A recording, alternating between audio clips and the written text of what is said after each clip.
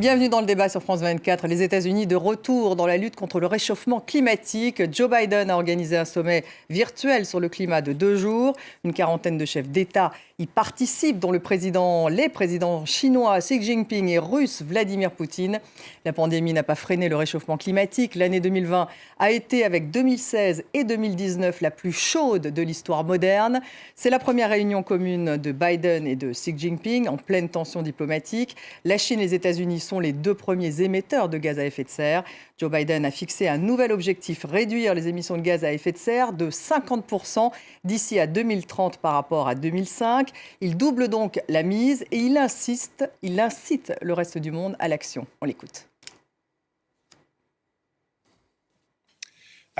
J'ai parlé aux experts. Je vois le potentiel d'un avenir plus prospère et plus équitable. Les signes sont indéniables. La science est indéniable. Le coût de l'inaction ne cesse de croître. Les États-Unis ne vont pas attendre. Nous sommes résolus à agir. Non seulement le gouvernement fédéral, mais aussi les villes et les États à travers le pays. Je vois une opportunité de créer des millions d'emplois syndiqués, bien rémunérés, de classe moyenne. Et on va en débattre avec Pierre Grosser, qui est avec moi sur ce plateau. Bonsoir, historien, spécialiste des relations internationales, membre du Centre d'histoire de Sciences Po. Votre dernier ouvrage, L'année où le monde a basculé, et c'est chez Perrin. Marina Bertsch est avec nous, journaliste environnement de France 24, notre spécialiste sur le sujet. Bonsoir Marina. Et puis par Skype de Paris, Benjamin Corria, bienvenue dans le débat, professeur d'économie à Paris 13, auteur de La pandémie, l'Anthropocène et le bien commun, c'est au lien qui libère. Merci d'être avec nous, Benjamin Corria. Également avec nous, Olivier Boucher, climatologue. Il est directeur de la recherche au CNRS, directeur adjoint de l'Institut Pierre-Simon Laplace. Bonjour à vous et bienvenue également. Bonsoir. Alors justement, je voulais commencer par vous, Olivier Boucher. On vient d'entendre Joe Biden. Que pensez-vous de ce retour des États-Unis dans la lutte contre le réchauffement climatique et de cet objectif de Joe Biden de réduire les émissions de gaz à effet de serre de 50% d'ici à 2030 ? Est-ce un vrai progrès pour vous, pour le climatologue que vous êtes ? Oui, c'est un progrès, on peut s'en réjouir. Ça veut dire que les États-Unis reviennent dans la course et dans l'accord de Paris. Et là, on a un objectif qui est concret, qui est quand même très ambitieux, 50 à 52% de réduction de gaz à effet de serre d'ici à 2030 par rapport à 2005. Et ça veut dire surtout que ça peut entraîner d'autres pays à aussi augmenter leurs promesses et à aller avancer dans la direction de l'accord de Paris. Ça vous semble réaliste comme type d'objectif, vu ce qui se passe depuis 10 ans en termes de réchauffement climatique ? Alors l'objectif, il est ambitieux, mais les États-Unis ont aussi un potentiel énorme de réduction d'émissions par l'efficacité énergétique, par l'utilisation de renouvelables, par des méthodes de captation et de stockage de CO2. Donc je pense qu'il est ambitieux, mais possible. Après, bien sûr, il faut veiller à ce que les objectifs soient réalisés. Mais ça c'est vrai des États-Unis comme de tous les autres pays. Comme des autres pays. Pierre Grosser, est-ce que Joe Biden, on voit très bien qu'il prend le contre-pied de Donald Trump, est-ce qu'ils veulent faire du climat une arme diplomatique ? Une arme diplomatique, peut-être pas, mais en tout cas de restaurer le leadership américain de cette manière-là et pas sur le mode, disons, guerrier du président Trump et précédemment surtout du président Bush, je crois que c'est très important. On a l'impression qu'il essaye de faire, et d'ailleurs les références sont assez fréquentes à ces 2 périodes de l'histoire américaine, aux années 30, c'est-à-dire le capitalisme américain en crise, un New Deal qui a redressé les Américains, les États-Unis, et qui a été un peu un modèle à travers le monde. Et puis ce qui s'est passé dans les années 70, où aussi les États-Unis étaient en crise, et donc il y a eu une reconfiguration totale du capitalisme américain, ce qu'on a appelé le néolibéralisme pour aller vite, où de nouveau les États-Unis dans les années 80 ont retrouvé leur place de numéro 1 et ont transformé le monde avec ce nouveau capitalisme. Et donc là, aujourd'hui, les États-Unis sont en crise, ils sortent d'une guerre sans fin, ils sont encore dans une guerre sans fin, comme ils l'appellent, il y a des problèmes économiques, il y a une crise sociale, et donc de fixer encore un objectif à la fois à l'intérieur pour les Américains et de nouveaux leadership américains à travers le monde, je crois que c'est un de ses rêves pour recommencer cette histoire. Benjamin Correa, vous êtes l'économiste de ce plateau. Cet objectif de Biden, est-ce qu'il vous semble réaliste? Biden veut abandonner progressivement les énergies fossiles, alors que les États-Unis sont devenus le premier producteur de pétrole, on le sait, avec la fracturation hydraulique. Et puis, il y a tous ces lobbies pétroliers, charbon, je pense aux frères Koch, par exemple, qu'il va falloir combattre. Oui, absolument. Bon, il faut d'abord se féliciter, hein, comme cela a déjà été dit, du retour des États-Unis dans la course, si je peux le dire, en tout cas dans le jeu et dans la préoccupation de réduire les gaz à effet de serre. L'objectif est ambitieux. Alors vous avez tout à fait raison. Maintenant, il faut attendre qu'est-ce qui va suivre, hein, c'est-à-dire qu'est-ce qu'on va mettre comme dispositif en place, incitatif ou contraignant. Il faudra les deux, sachant que effectivement les lobbies sont extrêmement puissants. Pas seulement aux États-Unis d'ailleurs, ils sont très puissants à travers l'ensemble de la planète. Alors c'est ça qui est un tout petit peu. Moi, je ne veux pas gâcher la fête, hein. Je suis le premier à me réjouir de ce retour des États-Unis, etc. Mais ce qui est un tout petit peu préoccupant, c'est que on attend ce qui va être mis sur la table pour favoriser cette inflexion, voire cette bifurcation, parce qu'il y a un grand potentiel. Encore faut-il s'engager dans ce potentiel. Donc, si vous voulez, moi, je suis un peu dans l'expectative. Je me réjouis de ces annonces. C'est une excellente chose. Avec le plan de relance, par exemple, est-ce qu'il va dans cette direction, Benjamin Correa? Assez peu, parce que le plan de relance, comme il est conçu jusqu'à présent, il y a un tiers qui va à la dépense des ménages, et c'est tout à fait nécessaire, hein, parce qu'ils ont été laminés par le Covid. Il y en a une partie qui va à la reconstruction des infrastructures et une partie qui va aux municipalités. Bon, l'empreinte verte, elle est à peine suggérée, hein. Il n'y a pas de fléchage vert clair dans ce qui a été annoncé jusqu'à présent. Et peut-être dans le prochain plan, Benjamin Correa, en un mot, dans le prochain plan sur les infrastructures? Voilà, peut-être le prochain plan, puisque le plan qui a été annoncé jusqu'à présent, c'est un plan de récupération, hein, et le prochain plan est un plan qui est davantage d'investissement. Donc là, on aura plus d'indications sur qu'est-ce qui est vraiment mis sur la table pour favoriser l'inflexion. Voilà, et on verra si ça peut passer au Congrès, parce que ça aussi, c'est une étape importante. Marina, oui. Les États-Unis et la Chine sont les deux pays les plus pollueurs de la planète. On va faire une sorte de classement ce soir. Oui, alors évidemment, on ne peut pas s'attaquer au réchauffement climatique sans une action significative, on va dire, globalement, des 10 premiers émetteurs. Et les voilà, regardez.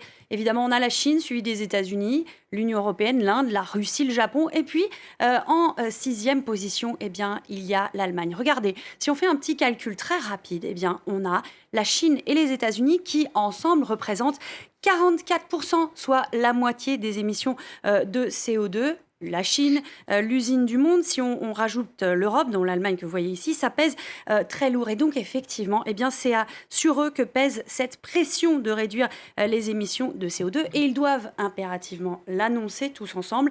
Avant quoi? Eh bien, avant la COP 26 à Glasgow, qui aura lieu en novembre. Alors, qu'est-ce qui explique ce classement? On le sait, bien sûr, c'est principalement le charbon. La Chine qui continue d'étendre son parc de centrales électrique au charbon, l'Allemagne qui mise aussi sur le charbon. Et donc, ils doivent tous s'entendre pour réduire ces émissions. Et les États-Unis ne peuvent pas le faire tout seuls, évidemment. Olivier Boucher, l'urgence climatique, en tout cas, n'a pas faibli quand on regarde les chiffres. La pandémie n'a pas vraiment eu, finalement, d'impact positif sur ce réchauffement, d'après ce que j'ai vu. Et les émissions de CO2 des usines devraient augmenter de 1,5 milliard de tonnes en 2021 dans le monde. C'est ce que dit l'Agence internationale de l'énergie dans un rapport publié aujourd'hui. Elle dit aussi que ça serait la deuxième plus forte hausse de l'histoire. Ça fait quand même des années qu'on parle justement de lutte contre le réchauffement climatique. On n'y est pas du tout. Alors, il faut savoir qu'en 2020, il y a eu tout de même une chute des émissions de CO2 du fait des confinements, du ralentissement économique, avec 6 ou 7% d'émissions en moins. Et donc, en 2021, on s'attend à un rebond, donc à une augmentation rapide des émissions. Mais bien entendu, le climat, il y a beaucoup d'inertie dans le climat. Et donc, des variations d'une année sur l'autre ne sont pas ne permettent pas d'infléchir le réchauffement climatique, hein. On sait que le réchauffement climatique va continuer dans les 2 prochaines décennies et l'enjeu, c'est bien de mettre en place aujourd'hui les réductions d'émissions qui permettront en 2040, en 2050, eh bien, là, d'atténuer Mais d'atténuer le quand on parle, réchauffement et de pardon, mais quand on stabiliser. parle de l'augmentation de la température, on parle déjà de 3 degrés ou 4 degrés, il me semble. Non, on est actuellement à 1,2, 1,3 degrés de réchauffement par rapport à la période industrielle, pré-industrielle à l'échelle du globe. Donc, ce qu'on vise avec l'accord de Paris, c'est 2 degrés. 1,5 degrés, c'est très ambitieux. C'est un objectif qui était plutôt politique, symbolique, mais disons que si on arrive à 2 degrés, ça sera déjà très bien. Et les promesses qui ont été émises pendant l'accord de Paris nous mènent plutôt sur une trajectoire de 3,5, 4 degrés. Donc je pense que c'est à ça que vous faites référence. Exactement. Et donc là, ce dont on a besoin, c'est une augmentation de l'ambition et de ces promesses. Et il y a certaines promesses qui vont dans cette direction. Après, bien entendu, hein, ce sont des promesses, il faut qu'elles se matérialisent. Mais il y a un certain nombre d'objectifs, alors on l'a dit en 2030, mais aussi des objectifs de neutralité qui ont été donnés par un certain nombre de pays, hein, les États-Unis avec une neutralité vers 2050, la Chine avec une neutralité en 2060, donc un petit peu après, mais c'est un pays qui a une histoire différente et qui est encore en développement. Enfin, vous n'êtes pas alarmiste ce soir, à vous la écouter. Communauté européenne, 2050. Donc on a, disons qu'il y a des raisons de se réjouir, mais après, bien sûr, c'est une trajectoire. Et donc, il ne suffit pas d'avoir un objectif, il faut avoir la trajectoire qui permette d'atteindre l'objectif dès les prochaines années. Voilà, pas seulement en 2030 ou en 2040. Pékin, justement, vous en parliez, a promis de commencer à réduire ses émissions de CO2 avant 2030 et de parvenir donc d'ici à 2060 à la neutralité carbone. Et Xi Jinping en a profité pour évoquer un rapprochement avec les États-Unis. Écoutez-le. Il n'y a pas si longtemps, les Chinois et les Américains avaient publié une déclaration commune sur la crise climatique. La Chine se réjouit de travailler avec la communauté internationale, y compris avec les États-Unis, pour faire progresser conjointement la gouvernance environnementale mondiale. Qu'est-ce que c'est que cette déclaration, Pierre Grosset? Une sorte d'entente cordiale, alors que la Chine avait raillé la semaine dernière les États-Unis en disant que c'était le mauvais élève qui revenait sur le banc de l'école. Oui, ce qui n'était pas faux. Si vous voulez, à partir du moment où Trump était sorti de l'accord. Ça fait très longtemps que, enfin en tout cas plusieurs années, que Xi Jinping se présente comme justement celui qui est le garant de la gouvernance mondiale, même de la mondialisation libérale, de l'OMC, de l'ONU, etc., etc. Et donc on peut tout à fait considérer que c'est aussi en partie pour endormir les États-Unis et leur dire surtout qu'ils ont absolument besoin de la coopération de la Chine pour ces objectifs et donc obtenir leur coopération, voire d'une certaine façon leur supplication. Et moi, ce que je trouve quand même assez fascinant, et je vais gâcher la fête parce que je crois que c'est pas du tout tant la fête que ça, c'est que pendant la guerre froide, finalement, les Américains ont fini par s'appuyer sur la Chine et les Américains ont été un peu usés par la guerre froide et la Chine a eu toute sa croissance et son développement. Pendant la guerre contre le terrorisme, les Américains ont été concentrés sur le Moyen-Orient. Pendant ce temps, la Chine a grossi très, très fortement. Ensuite, pendant la crise de 2008, on est allé chercher finalement la croissance chinoise, le dynamisme chinois pour essayer de s'en sortir un peu. Et là, de toute façon, on s'aperçoit que sur les questions climatiques, on a absolument besoin de la Chine. On a besoin de la Chine de deux manières. Une qui est, si vous voulez, que c'est le plus grand pollueur et que le trend est plutôt à l'augmentation et que ça carbonise à tout va sur les routes de la soie, même si on dit qu'elles seront vertes. Et deuxième chose, et qui est très important et qui est très problématique, c'est quand même une grande partie de l'économie verte, que ça soit pour le solaire, que ça soit pour l'éolien, etc. Ça provient de la Chine. C'est la Chine qui est en numéro 1. Et donc, on a besoin de la Chine. Et je ne parle même pas des terres rares, de tout un tas de matériaux dont on a absolument besoin. Et donc, moi, je pense qu'on est en situation difficile. D'ailleurs, aux États-Unis, vous avez un débat avec certains qui disent qu'il ne faut pas tendre la main à la Chine comme ça. Il faut faire pression sur elle, avec notamment des taxes carbone à tour de bras, pour l'amener, parce que là, elle fait des grands discours sur 2030, 2060, etc. Mais ça ne sert pas à grand-chose. Ça ne sert pas à grand-chose, Marine Abert. Finalement, ils n'ont pas augmenté leurs objectifs, les Chinois, aujourd'hui, lors de ce sommet. Très clairement, la Chine n'est pas venue avec grand-chose sous le bras à ce sommet. Et pourtant, John Kerry était allé en tournée la semaine dernière pour essayer de décrocher quelque chose. Eh bien, il n'a pas réussi. Pékin a simplement réitéré sa promesse de neutralité carbone d'ici 2060. Moi, je parlerais très clairement d'un service minimum aujourd'hui de la part de la Chine. Mais ce qu'il faut voir aussi, c'est qu'on est dans un contexte très particulier, le contexte de la pandémie, où la Chine a relancé ses projets d'usines à charbon. Donc Pékin se trouve dans une position extrêmement difficile et historiquement, très clairement, sur la question du climat, la Chine n'a jamais envie de se laisser compter par les autres pays et surtout pas de se laisser diriger par les États-Unis aujourd'hui, qui aimeraient bien que tous les pays viennent à la table parce qu'eux sont revenus à la table et fassent des promesses. Et très clairement, aujourd'hui, Pékin dit non. Et rejoue la carte d'un pays en développement, donc qui doit avoir des adaptations. Exactement, dans tout ce travail-là. Elle a toujours un statut particulier au sein des accords de Paris. Ce qu'on peut comprendre pour la logique interne de Pékin, c'est pas le problème. Mais voilà, il ne faut pas espérer trop. Voilà. Oui, Benjamin Correa, c'est vrai, la Chine qui est un membre un peu particulier, qui a le même statut que l'Inde, par exemple, dans ces accords de Paris, alors qu'elle est première puissance commerciale mondiale aujourd'hui, c'est un petit peu... je dirais que ça joue à leur avantage, en tout cas, très clairement. Oui, c'est certain que les Chinois essaient de jouer sur tous les tableaux.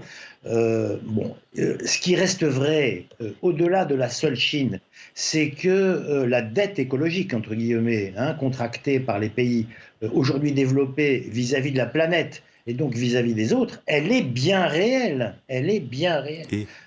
Et donc, je veux dire, si on regarde les statistiques de consommation par habitant, la Chine est encore assez loin derrière par rapport à d'autres pays. Mais je ne veux pas du tout me faire l'avocat de la Chine. Je pense que le choix du modèle de développement fait par la Chine, pour le moment, est un modèle catastrophique, parce qu'en plus, il est extrêmement appuyé sur le charbon. Ils sont en train d'essayer de passer au nucléaire, mais enfin, ça, pour le moment, c'est appuyé sur le charbon. Moi, la seule chose qui me fait espérer dans une limitation de la consommation énergétique de la Chine, c'est les événements intérieurs. C'est les accidents dans les mines de charbon, il y en a quasiment tous les jours. C'est Pékin qui est irrespirable. C'est les problèmes de pollution titanesque provoqués par le creusement des barrages pour les centrales hydroélectriques ou tout simplement par des effondrements de terrain. Donc voilà, chacun son paquet, si j'ose dire. Ce qui serait bien, c'est qu'on regarde le nôtre de paquet, parce que faire toutes ces annonces alors que sur les annonces... On va en parler, Benjamin Correa, dans la deuxième partie justement de ce débat, de la France et de l'Europe. Vous restez avec nous, on se retrouve juste après une pause.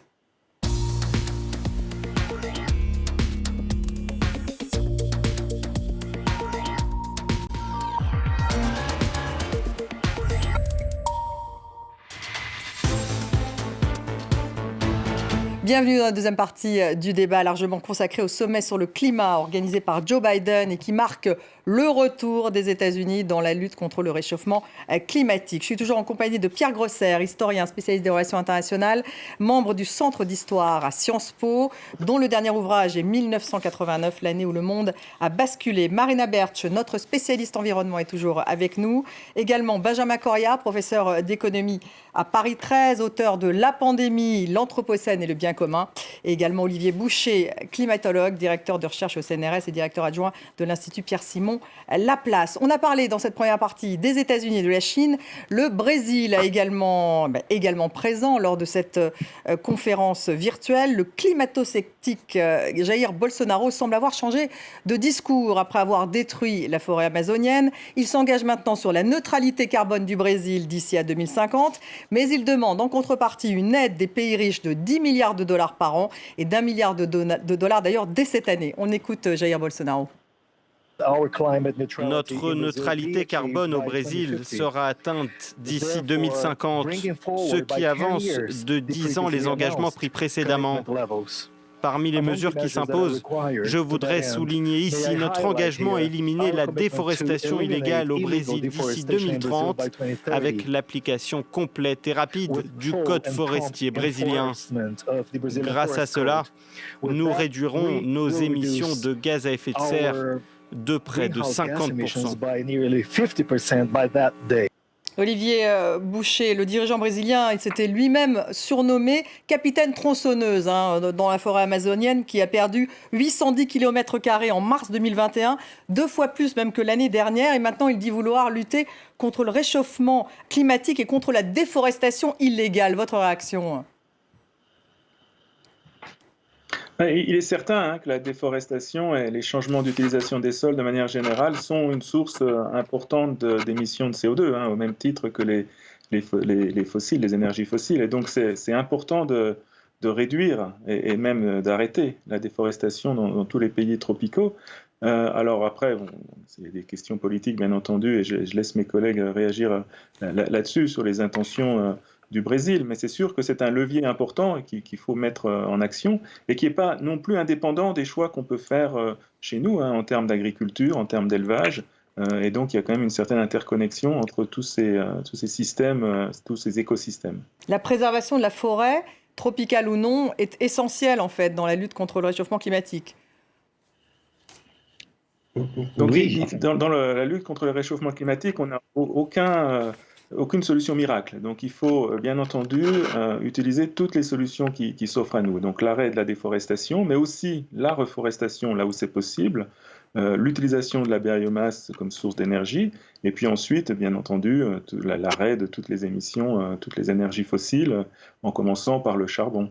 Et puis une amélioration de l'efficacité énergétique. Bon, il faut vraiment mettre en œuvre la totalité des outils dont nous disposons. C'est ça toute la complexité. Pierre Grosser, cette volte-face de Bolsonaro, pourquoi finalement est-ce que le climat va dicter maintenant l'avenir des relations entre Washington et Brasilia ? Non, ça va être qu'un élément. Alors effectivement, il était assez proche de Trump, donc il faut essayer de faire patte blanche. Il y a un peu de chantage, ça a été rappelé. Et puis il faut imaginer aussi que le temps politique est un temps particulier. À la fin des années 80, on parlait beaucoup de la déforestation. Il y avait exactement le même type de vocabulaire sur le fait que les Brésiliens étaient tout à fait souverains. Ça a changé au début des années 90 parce qu'il y a la conférence de Rio. C'est reparti dans l'autre sens. Il y a un jeu politique complexe au Brésil. Donc je crois que c'est tout le problème de ces engagements sur des temps très longs, notamment dans des démocraties où vous avez du godillage assez fort. C'est la même chose pour Biden. Biden, quand il va être obligé de taper dans le dur, ça va être plus compliqué. C'est-à-dire, est-ce qu'il va augmenter le prix de l'essence aux États-Unis ? Est-ce qu'il va taxer l'essence ? À ce moment-là, vous allez avoir des gilets jaunes absolument partout. Et puis si de l'autre côté, vous avez à Wall Street les gens en costume cravate qui vont s'enrichir, et déjà en ce moment, on voit toutes les grandes banques, on voit les grands philantropes internationaux et autres qui se précipitent et qui sont en train de créer une bulle verte, ça va créer des tensions sociales aux États-Unis qui ne sont pas évidentes du tout à gérer. Donc, si vous voulez, c'est des planifications ou des horizons à long terme où chacun y va de sa promesse parce qu'on est dans un moment très particulier où tout le monde est assez pessimiste et où il y a des espèces de pression de gens qui, effectivement, à 80% veulent qu'on transforme, enfin que le réchauffement s'arrête, mais qui sont, quand on leur demande qu'est-ce que vous êtes prêts à faire pour le climat, qui sont quand même beaucoup moins nombreux. Toutes les difficultés. Marina Bertsch, est-ce qu'il faut croire Jair Bolsonaro ? Écoutez, c'est clair que quand on travaille sur l'environnement, on ne le connaît pas vraiment comme un ami de l'environnement. Il faut regarder les chiffres, il faut regarder le budget de l'Agence brésilienne pour l'environnement qui a été amputé, le nombre d'employés qui a été amputé. Vous parliez des chiffres de la déforestation. Donc les écologistes vous répondraient non, il ne faut pas croire Jair Bolsonaro. Alors vous l'avez dit très clairement, aujourd'hui, il demande de l'argent. Ce qui est assez intéressant de voir, c'est qu'il devait y avoir un accord bilatéral américain-brésilien que les responsables brésiliens espéraient pouvoir annoncer justement pendant ce sommet. Eh bien, cet accord, il est au point mort. Pourquoi ? Parce que on a eu une très claire pression exercée de la part de la société civile, de la part des militants pour l'environnement de la société brésilienne pour que l'administration Biden ne cède pas justement à cette espèce de poudre aux yeux qu'est en train de lancer Jair Bolsonaro. Et ce qui est intéressant aussi, c'est que les États-Unis travaillent déjà à un plan B dans la région, non plus le Brésil comme allié, assez peu probable, très clairement, pour lutter contre le réchauffement climatique, mais bien la Colombie, qui pourrait devenir alors le leader principal de l'Amérique latine en matière de climat. et non pas du tout le Brésil. Et reprendre le flambeau. Benjamin Correa, on revient tout de même toujours à cette dichotomie, Pierre Grosser le rappelait, entre finalement la croissance, l'économie, que ce soit pour le Brésil, mais aussi donc les États-Unis, donc l'utilisation de l'énergie fossile en particulier, et de l'autre côté, cette lutte contre le réchauffement climatique. Est-ce qu'il faut changer de modèle économique? Est-ce qu'il faut finalement que les pays aillent beaucoup plus loin? Je suis tout à fait convaincu et je veux dire, l'évolution des choses ne me convainc pas, du contraire, c'est le moins qu'on puisse dire.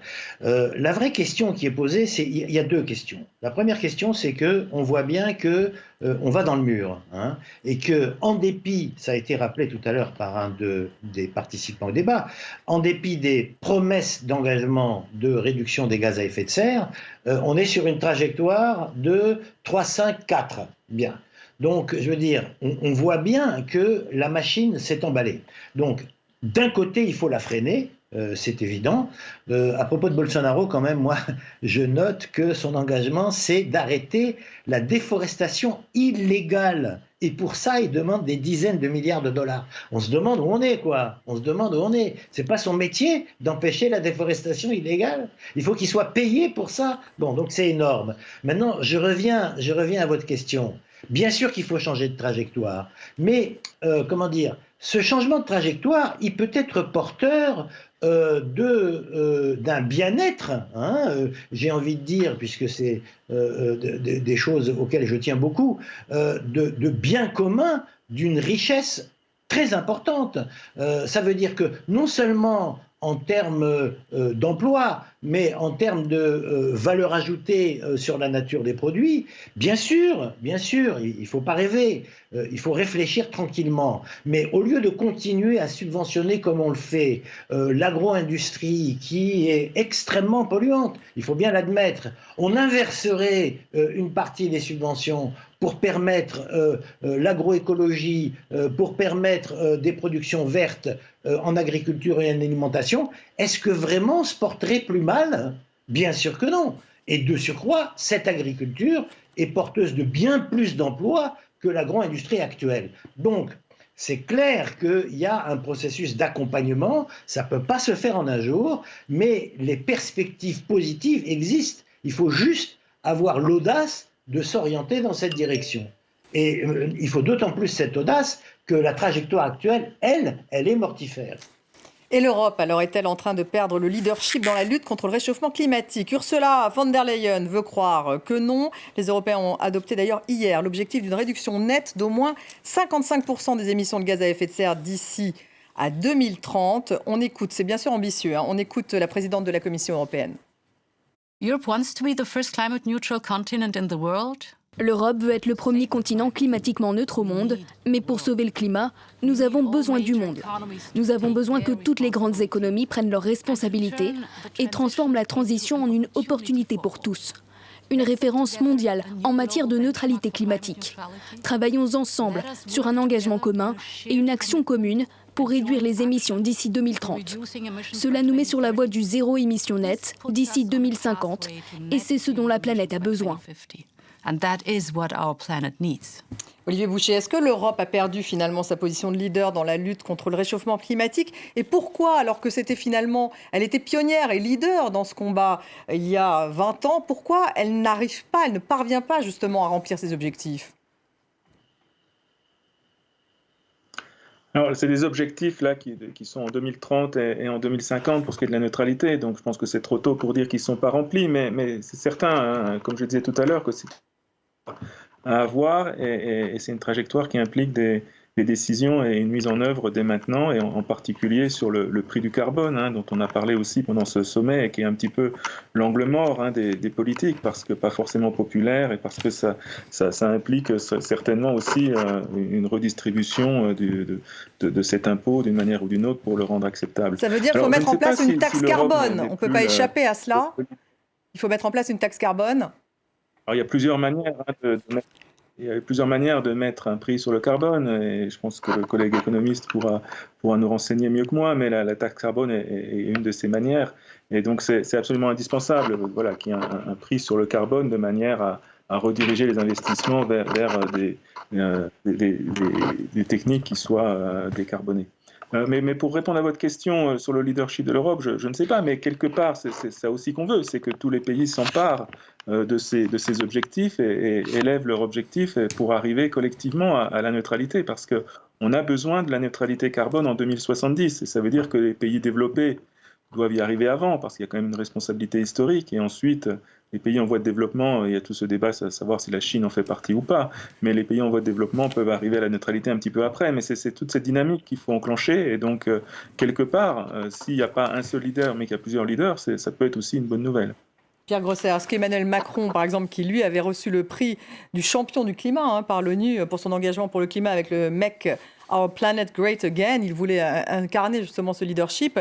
Est-ce que finalement c'est Biden qui aujourd'hui va devenir leader dans cette lutte contre le réchauffement climatique au détriment de l'Europe, au détriment de la France ? C'est une compétition finalement. Bien sûr, il y a une compétition. Chacun, ça fait partie des diplomaties de niche et on se met en avant et aussi en fonction de l'agenda international. Pourquoi les Britanniques font des grands Johnson, nous fait des grandes promesses? Alors, ils ont affiché justement, eux, un objectif très important. On y va, de toute façon, il y a 78%, je crois. Oui, on peut. Donc ils veulent vraiment être même leader. C'est porte ouverte. Et c'est pourquoi? Parce qu'il y a le sommet sur le climat à Glasgow. La COP26 est à Glasgow. Les Italiens, ils vont diriger le G20, donc les Italiens sont en pointe. L'Union européenne, pourquoi elle essaie de se remettre là? Elle essaie de se retrouver une certaine légitimité parce que la gestion de la crise sanitaire n'a pas été terrible. Sur le plan international, c'est humiliation sur humiliation. On les a vus à différentes reprises, à la fois avec Poutine, avec Erdogan, etc., etc. Donc voilà, il faut essayer de sublimer et de donner quelque chose. Après, concrètement, qu'est-ce qu'on fait avec le charbon polonais? C'est une question. Où est-ce que l'on va trouver les terres rares? Alors là, il y a des grands plans pour dire, bah oui, on a des problèmes. Thierry Breton a beaucoup parlé de ça. La question des terres rares, où est-ce qu'on va trouver aussi nos panneaux solaires, puisque pour le moment, ils viennent essentiellement de Chine. C'est pareil, le ciment, l'acier, on en fait pratiquement moins. Les piles, etc. Le cobalt, donc on va aller encore plus le chercher en RDC. Donc, je veux dire, c'est quand même, dans les paroles, on peut être très très fort. Le gros problème après, c'est sur ces énergies renouvelables, puisqu'on dit qu'on veut les transformer complètement et mettre de l'électricité uniquement, par exemple, avec des énergies renouvelables. Il faut y arriver avec des technologies qui nous posent pas des problèmes économiques considérables. Et quant à la question du nucléaire, on voit tous les jours les affrontements considérables sur le nucléaire. Est-ce que c'est une énergie propre? Est-ce que c'est pas une énergie propre? Les Allemands qui l'ont arrêté, mais qui se retrouvent avec un peu plus de charbon, etc. Donc, je veux dire, on est pour le moment assez loin du leadership que l'on a pu avoir il y a une dizaine d'années, et notamment avec l'accord de Paris, qui d'ailleurs n'était pas contraignant, mais qui au moins avait mis tout le monde dans la même ligne pour au moins avoir un vocabulaire commun. Marina, l'Europe, elle a vraiment perdu ce leadership en matière de lutte contre le réchauffement climatique? Non, alors écoutez, moi je ne suis pas d'accord. Alors certes, aujourd'hui, on a vu au sommet que les leaders européens n'avaient pas grand-chose à annoncer, que ce soit Emmanuel Macron, Angela Merkel ou l'Italien. Effectivement, ils n'avaient rien de nouveau à annoncer. Ils avaient des bons mots pour accueillir à nouveau les États-Unis dans l'accord de Paris et dans ces négociations internationales. Alors effectivement, on peut se poser la question de est-ce que l'Europe s'est fait piquer sa place? La réalité, je pense pas. Je pense qu'en ce moment, sur la scène climatique, il se passe quelque chose. C'est plutôt qu'une course, plutôt une émulation positive. En amont de ce sommet, on a eu pas mal d'annonces. On a eu évidemment l'Europe qui a... Donc cette compétition serait une émulation? Moi, je trouve que c'est une émulation plutôt positive, effectivement. L'Europe a promis ses 55%. Alors, ce qui est intéressant de regarder, c'est que tous les blocs promettent des réductions d'émissions, mais ils ont tous des bases de départ qui sont différentes. Certains, comme l'Europe, c'est 1990. Certains, comme les États-Unis, c'est 2005. Alors nous, dans l'équipe environnement, on s'est amusé à comparer les choses.